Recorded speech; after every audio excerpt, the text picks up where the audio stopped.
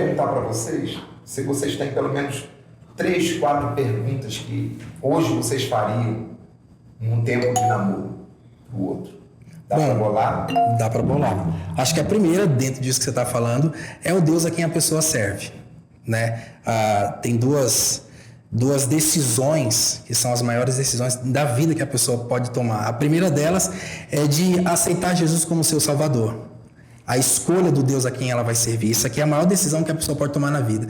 E a segunda maior decisão é com quem que ela vai se casar, né? Que é uma escolha que dentro do critério de Deus, que o casamento ele é vitalício, ou seja, ele precisa ser para sempre. Então, eu preciso escolher muito bem com quem eu vou me casar, com a pessoa que eu vou me casar, e aí encaixa justamente isso. Eu preciso entender qual é a visão ampla que ela tem sobre a vida, qual a visão ampla que ela tem sobre Deus, qual a cosmovisão que ela tem sobre o mundo, para que eu identificar se isso vai se encaixar com o meu padrão de vida, com a minha escolha, com aquilo que eu decidi escolher para minha vida, né, Melina?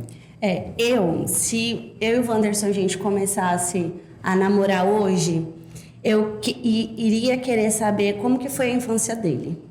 Se ele teve algum trauma, porque isso foi um ponto onde gerou uma dificuldade no nosso casamento. Sim.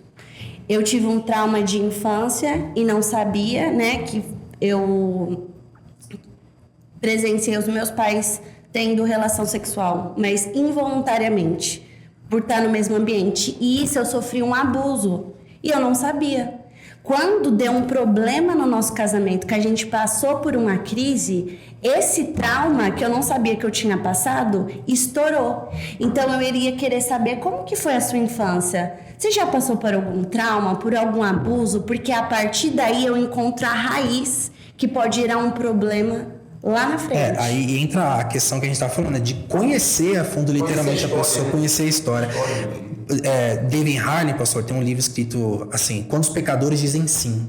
Ele fala a respeito do casamento. E ele trabalha justamente essa ideia. Ele diz assim, o casamento ele é muito bom, porque foi Deus quem criou. Porém, ele vai ser difícil porque são 2 pecadores dizendo sim. E dentro disso, o que acontece? Cada um tem sua história de vida, como ela propôs aqui. Cada um tem sua história de vida. E dentro dessa história de vida tem traumas, tem abusos, tem alegria, Sim. tem felicidade. Tem tudo aquilo que foi construído dentro do ambiente familiar. Mas, ao mesmo tempo, são 2 pecadores. Agora, você imagina, cada um pegando isso e juntando dentro do casamento. Então, vai ser literalmente difícil se você não identificar isso antes. Se você não compartilhar da história de vida antes de você se casar. E tem pessoas que podem pensar assim, mas isso foi há muito tempo, foi na infância, na adolescência. E o que isso eu tenho que falar para ele? Lá na frente, eles vão ser um. Então, isso tem que ser compartilhado. Porque é algo que pode ser evitado. Como se a gente estivesse ouvindo esse podcast antes de casar.